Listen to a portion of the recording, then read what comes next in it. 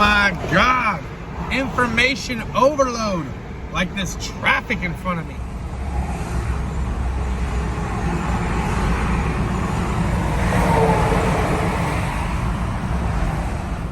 You have to forgive me if I'm not looking down at the camera, but I did want to record this while I'm in traffic, while it's all fresh in my thought process. But man, information overload. But it's been great, dude. I'm not gonna lie. Like, I've been wanting to know more about electrical. I've had 2 back-to-back courses down in the LA Training Center for FCA. Spent Tuesday and Wednesday doing hybrid. I think it's theory and diagnostics, and then I'm in some kind of advanced level electronic class that I'm learning right now. Applied, I think that's what it is. Applied electrical. It's a level 3 course, so I'm taking that right now. And Jesus, man, there's so much information that I just didn't know, and I'm collectively trying to like write down as many notes as I possibly can in my FCA workbook. Oh my God. And YTech and Dealer Connect Services is pretty off the hook, man. There's so much information and ways of gathering information on there.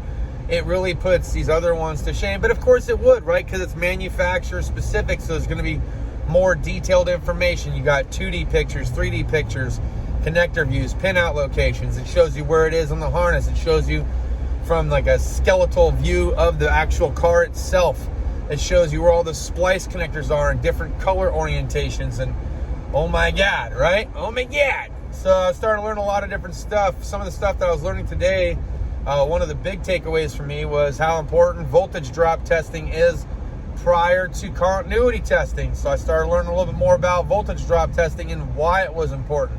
And that was like a big thing for me. It was like, I kind of saw a lot more of the diagnosticians on YouTube and those that are at the shop that they have their preferred methods, and there are some that prefer doing continuity tests, and there's some that prefer voltage drop testing, and I can see the reason behind wanting to do both. I also saw what unplugging and plugging in a connector could do and how that could be a potential issue, or how you get false readings and stuff like that.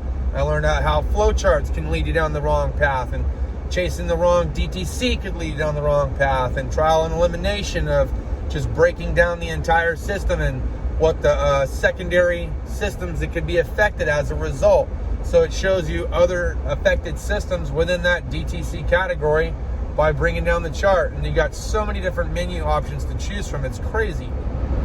So mad hats off and respect to those diagnosticians that deal with the electrical stuff, man. And some of these connectors are not easy to get to. So there's other ways of being able to tackle it. Like, well, if you can't get to it because it's like built into the center of the dash and you're not going to pull the dash out to connect it, what are some other ways that you could possibly go about testing it? And it's like all these different things combined and all in one. And I kind of referred to it today as like just learning the nuts and bolts basically of electrical, okay? Because you got the nuts and bolts aspect. You kind of, you know what they were telling us, follow the flow chart, you know, in the beginning, but really start trying to figure out how to think outside the box, so that way you can develop your own method and style of testing that could make you more efficient or possibly faster, because you can't always trust the flow chart. So I'm starting to learn that too, and I'm like, okay, cool. So it's kind of like the same thing as R&R. I can't always rely on a flow chart or a diagram to teach me how to take something apart or put it together. It doesn't tell you what kind of ratchet or socket that you're going to need, or what kind of wrench you're going to need, or what angle you need to get. That's all stuff that you learn as you do it. So I kind of figure electrical is pretty much going to be like that for me for a while. But it has been pretty cool, man. But it's, yeah, information overload. It's like bumper to bumper LA traffic, man. That's what I'm driving back from right now.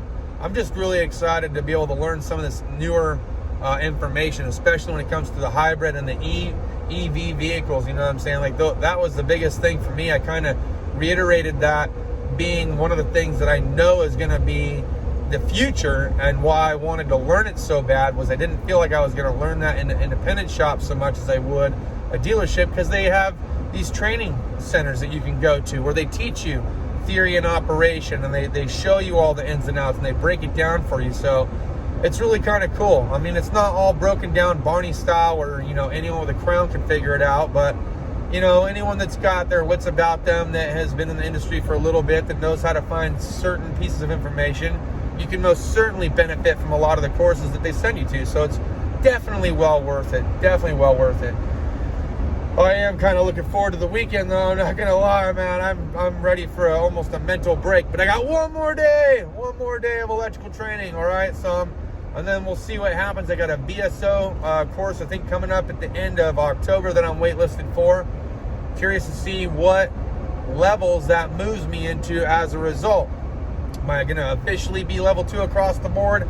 I don't think so. There's a lot of physical courses that I have to go to for at least the transmission area for FCA that I feel like is going to prevent me from being level 2 across the board, but I could be level 2 in a couple of other things once I complete this course and the VSO for engine fundamentals and stuff like that. So that would be pretty cool.